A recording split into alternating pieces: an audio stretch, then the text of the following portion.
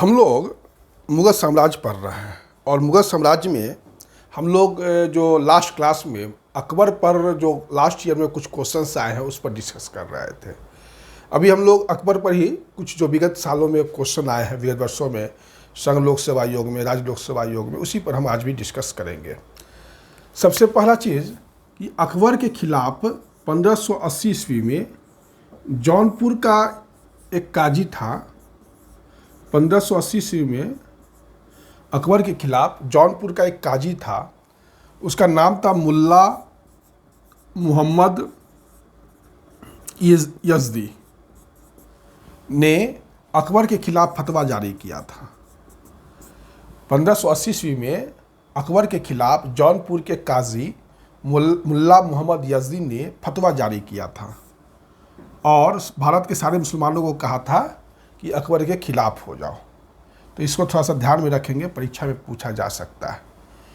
हुमायूं का मकबरा जो है वो अकबर के ही समय में बना था, क्योंकि हुमायूं तो उसका पिता था, तो और उसकी पत्नी जो हुमायूं की पत्नी थी उसी के संरक्षण में बना था। हुमायूं का मकबरा हुमायूं की पत्नी के संरक्षण में बना था, देख रेख वही कर रही थी। और बनाने वाले जो वास्तुकार थे उनका नाम था मीरक मिर्जा गियास। मीरक मिर्जा गियास जो है ये वास्तुकार थे, जो हुमायूं का मकबरा जो दिल्ली में है, जिसके सीढ़ियों से गिरकर अकबर की हुमायूं की मृत्यु हुई थी, वह उसकी पत्नी के संरक्षण में बना था मकबरा और वास्तुकार थे मीरक मिर्जा गियास। ये जो हुमायूं का मकबरा है भारतीय वास्तुकला शैली और फारसी वास्तुकला शैली का एक सुंदर मिश्रण है, एक सुंदर मिश्रण है। फारसी वास्तुकला में उसकी विशेषता होती है दोहरा गुंबद। उसकी विशेषता क्या होती है? दोहरा गुंबद। और दोहरा गुंबद का प्रयोग हुमायूं के मकबरा में किया गया है।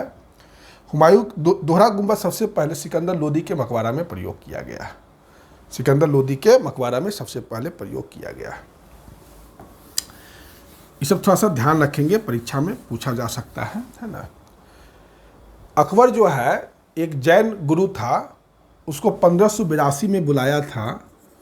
उस जैन गुरु का नाम था हरि विजय सूरी। पहले भी चर्चा हुआ है, लेकिन फिर भी हम चर्चा कर रहे हैं। हरि विजय सूरी, ये हरि विजय सूरी जब अकबर से जैन धर्म पर बात, अकबर जब इसके हरि विजय सूरी का जैन धर्म की बातों को सुना तो अकबर बहुत प्रभावित हुआ और मांस भक्षण अकबर ने मांस खाना कुछ दिन तक बंद कर दिया था और अपने राज्य में पशु हत्या पर पाबंदी लगा दी थी।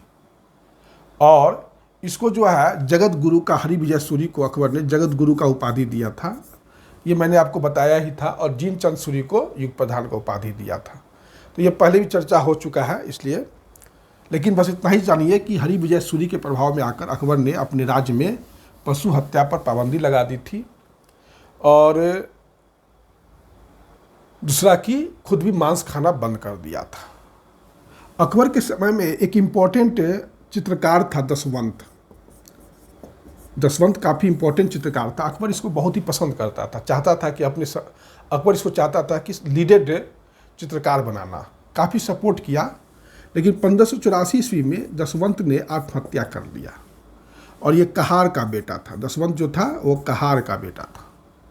ठीक, कोई दिक्कत तो नहीं होना चाहिए। रामायण का फारसी भाषा में अनुवाद किसने किया था? रामायण का फारसी भाषा में अनुवाद अकबर के समय में अब्दुल कादिर बदायूनी ने किया था। अब्दुल कादिर बदायूनी ने किया था। रामायण का फारसी भाषा में अनुवाद जो है अब्दुल कादिर बदायूनी ने किया था। वहीं महाभारत का फारसी भाषा में अनुवाद अब्दुल कादिर बदायूनी ने ही किया था, रजमनामा नाम से। पूछ सकता है कि महाभारत का फारसी भाषा में जो अनुवाद हुआ है उसका नाम क्या है? तो रजमनामा है। और कौन किए थे? तो अब्दुल कादिर बदायूनी किए थे। तो ये थोड़ा ध्यान में रखें, काफ़ी इंपॉर्टेंट यह पूछा जा सकता है। अकबर जो है कुछ किला बनवाया था, जैसे कि आगरा का किला, फतेहपुर सिकरी का किला, लाहौर का किला, इलाहाबाद का किला, इलाहाबाद का अर्थ प्रयागराज का किला। जैसे आगरा का किला जो है वह जो है अकबर ने बनवाया था कासिम खां की देखरेख में।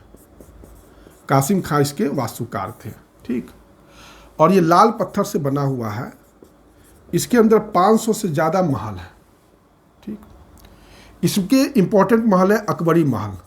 आगरा के लाल किला में, आगरा किला में जो है अकबरी महल है और जहांगीरी महल है। जहांगीरी महल जो है अकबर का बेटा का रहने के लिए बनाया गया था, अकबर ने बनवाया था। और ये जहांगीरी महल का जो डिज़ाइन तैयार किया गया है वो ग्वालियर के मानसिंह महल का नकल है। ग्वालियर के मानसिंह महल का नकल है जहांगीरी महल, जो आगरा किला में है।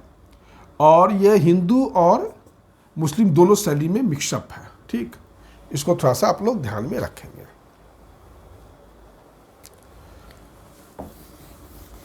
फतेहपुर सीकरी का किला, फतेहपुर सीकरी का किला ये सबसे बहुत ही इंपॉर्टेंट किला है। फतेहपुर सीकरी का किला, फतेहपुर सीकरी ये आगरा से लगभग 36 किलोमीटर दूर है। और फतेहपुर सीकरी में जो किला है वो वहाँ पर कृत्रिम झील है। उसी कृत्रिम झील के चारों तरफ जो है अकबर ने इसको बनवाया था, फतेहपुर सीकरी किला को। यह अकबर का 1571 से लेकर 1585 तक राजधानी का काम किया है। 1571 से लेकर 1585 तक यह अकबर ने इसका पहले आगरा राजधानी था, फिर फतेहपुर सीकरी में 1571 से 1585 तक ये राजधानी रहा था। 1571 से पहले आगरा ही राजधानी था, फिर 1571 से 85 तक फतेहपुर सीकरी राजधानी रहा था। और यह आगरा से लगभग 36 किलोमीटर दूर है।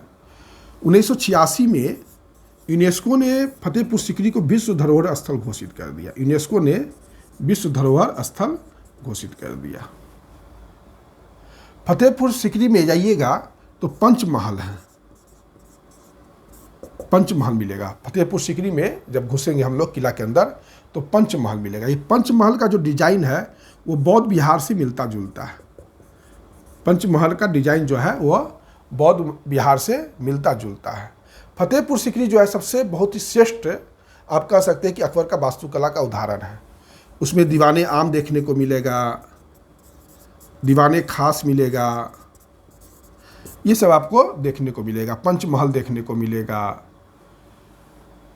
कोषागार देखने को मिलेगा, ज्योतिष की महल देखने को मिलेगा, ज्योतिष की महल, पंचमहल देखने को मिलेगा, स्वर्ण महल देखने को मिलेगा, उसके बाद खास महल देखने को मिलेगा। सब जो है फतेहपुर सीकरी के किला में है। जोधाबाई का महल, हवा महल, ये सभी जो है आपको, बीरबल की कोठी, मरियम की कोठी, सब जो है आपको देखने को फतेहपुर सीकरी में मिलेगा। एक है तुर्की सुल्तान का किला। तुर्की सुल्तान का किला फतेहपुर सीकरी के अंदर में है। और पर्सी ब्राउन जो है तुर्की के सुल्तान का जो किला है उसको कहते हैं कि ये मुग़ल स्थापत्य का मोती है। फतेहपुर सीकरी में जो तुर्की सुल्तान का किला है, महल है, उसको पर्सी ब्राउन कहते हैं कि ये मुग़ल स्थापत्य का मोती है। तो काफ़ी इसको इसमें देते हैं इम्पोर्टेंट। फतेहपुर सीकरी में जो किला सब बना है वो या तो गुजरात शैली में बना है, गुजरात की वास्तुकला शैली में, या बंगाल शैली में अधिकांश महल देखने को मिलता है। गुजरात शैली और बंगाल शैली ये देखने को हम लोगों को यहाँ पर मिलता है ना। उसके बाद अगर हम देखें तो फतेहपुर सीकरी में आपको जामा मस्जिद भी है, जामा मस्जिद है, शेख सलीम चिश्ती का मकबरा है, शेख सलीम चिश्ती का मकबरा है, बुलंद दरवाज़ा है। ये सब जो है आपको फतेहपुर सीकरी में ही देखने को मिलेगा। जो जामा मस्जिद है फतेहपुर सीकरी में उसको शान सीकरी भी कहा जाता है या शान फतेहपुर भी कहा जाता है। फतेहपुर सीकरी जो है, कुछ लोग कहते हैं कि जब अकबर ये 1568 और 1568 और 1569 में इसको बनाना शुरू किया गया था फतेहपुर सीकरी को। कहा जाता है कि अकबर जब गुजरात जीता था तो उसने फतेहपुर, गुजरात जीतने के उपलक्ष्य में फतेहपुर जो है मतलब का किला बनाना शुरू किया। वही फतेहपुर सीकरी चूँकि गांव था पहले, तो उसने किला बनाना शुरू कर दिया। लेकिन कुछ लोगों का कहना है कि जब अकबर ने गुजरात जीता था तो बुलंद दरवाज़ा बनाया था, बुलंद दरवाज़ा बनाया था। और उसी बुलंद दरवाज़ा पर लिखा हुआ है फारसी भाषा में कि यह दुनिया एक पुल है, इसको पार कर जाओ, इस पर घर मत बनाओ। ये अकबर का स्टेटमेंट है, बहुत ही अपीलिंग स्टेटमेंट है, इसको थोड़ा सा आप लोग याद रखेंगे। ये फतेहपुर सीकरी से क्वेश्चन आ सकता है, उसको थोड़ा सा जो भी बता रहे हैं वो काफ़ी है, उससे ज़्यादा पढ़ने की आवश्यकता नहीं है। अकबर जो था मुगल कालीन शासकों में शिक्षा पर बहुत ही व्यापक ध्यान दिया, शिक्षा पर बहुत ही ध्यान दिया। ख्यात शिक्षा पद्धति या निजामी शिक्षा प्रणाली जो है इस समय में प्रसिद्ध था। ख्यात शिक्षा प्रणाली या आपको निजामी शिक्षा पद्धति काफ़ी था इम्पोर्टेंट। अगर हम देखें तो अजमेर में, दिल्ली में, सियालकोट में, मुल्तान में, इलाहाबाद में, इलाहाबाद का प्रयागराज में, मुर्शिदाबाद में, इस सभी जगह पर जो था शिक्षा का मुफ्त व्यवस्था अकबर ने किया था। फारसी समय की राजभाषा थी, फारसी जो थी इस समय का राजभाषा था। तो ये था है, बस इतना ही है, आज इतना ही रहने दीजिए। फिर जो है नेक्स्ट क्लास में हम आपको अकबर के संबंध में कुछ होगा तो बता देंगे, और नहीं होगा तो फिर हम लोग जहांगीर देख लेंगे। ठीक है, धन्यवाद।